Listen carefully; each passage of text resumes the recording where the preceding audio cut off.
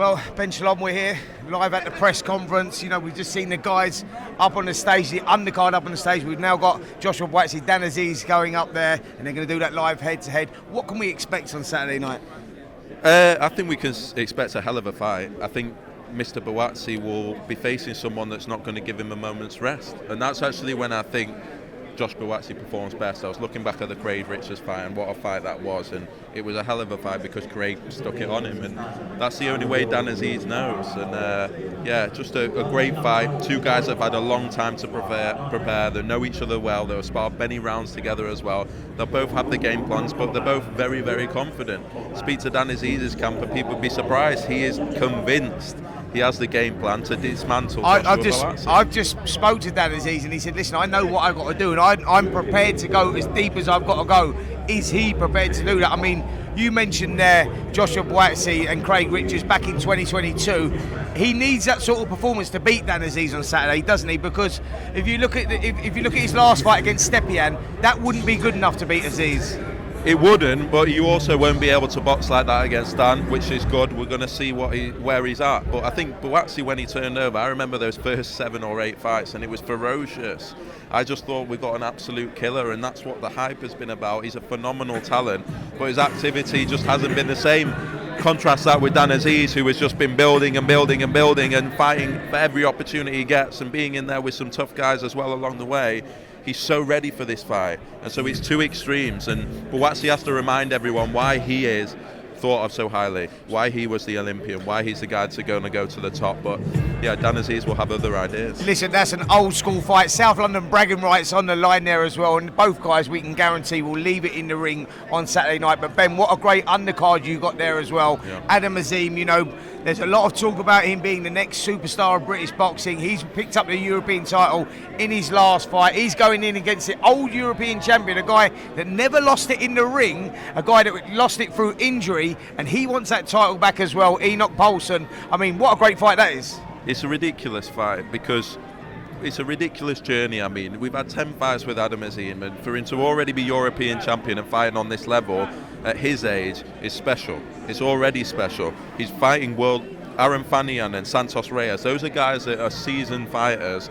Aaron Fanian in particular, bordering on world level. So he's ready for this. This is the moment. Enoch Paulson, possibly his best opponent today, possibly had the best preparation for Adam Azeez, has known this is coming a long time, never lost his belt, as you said, and sees this as his huge opportunity. But I just look at Adam, and I remember the lad that I met a couple of years ago, the way he's grown in stature, the way he's grown in confidence and ability, and the way he's sparring in the gym, I tell you, is freakish. I remember seeing him for the first time, and I knew we'd found a diamond in the rough, and I knew he has a special talent, but the way that he has come on every single camp is phenomenal. And very similar to Carolina Bar, there's an eagerness, there's an appetite that you don't see in many fighters these days to be a true great. Sure. And hopefully you can see that on Saturday night. Absolutely. Listen, back to that top of the bill, you know, WBA number 1 and 2 respectively in Buatsi and Azeez, WBO number 1 and 2, WBC 2 and 3, world ranked.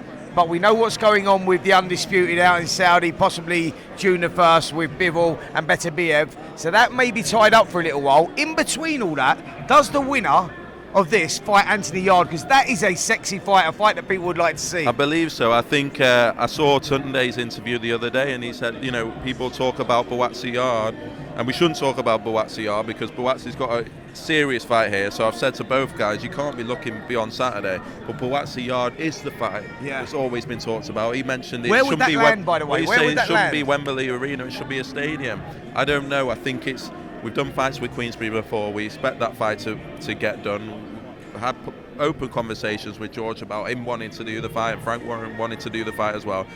I believe it happens for the winner.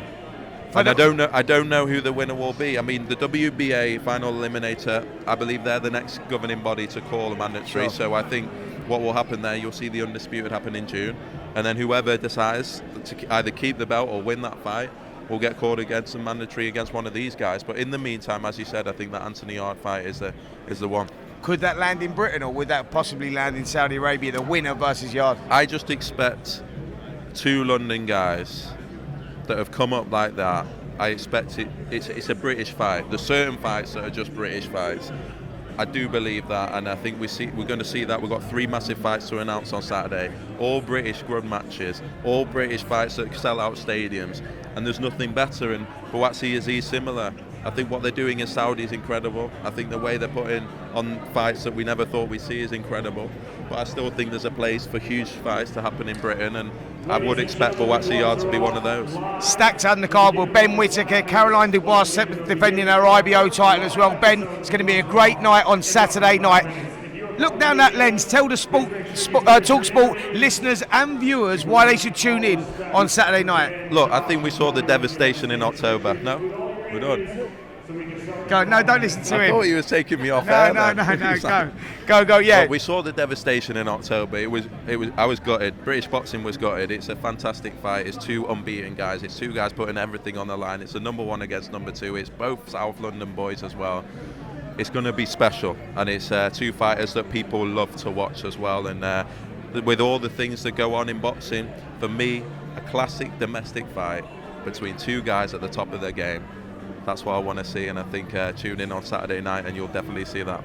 Well, you heard Mr. Shalom then. Make sure you tune in Saturday night for all the action. Ben, as always, mate, well done. Thank you, cheers. Cheers.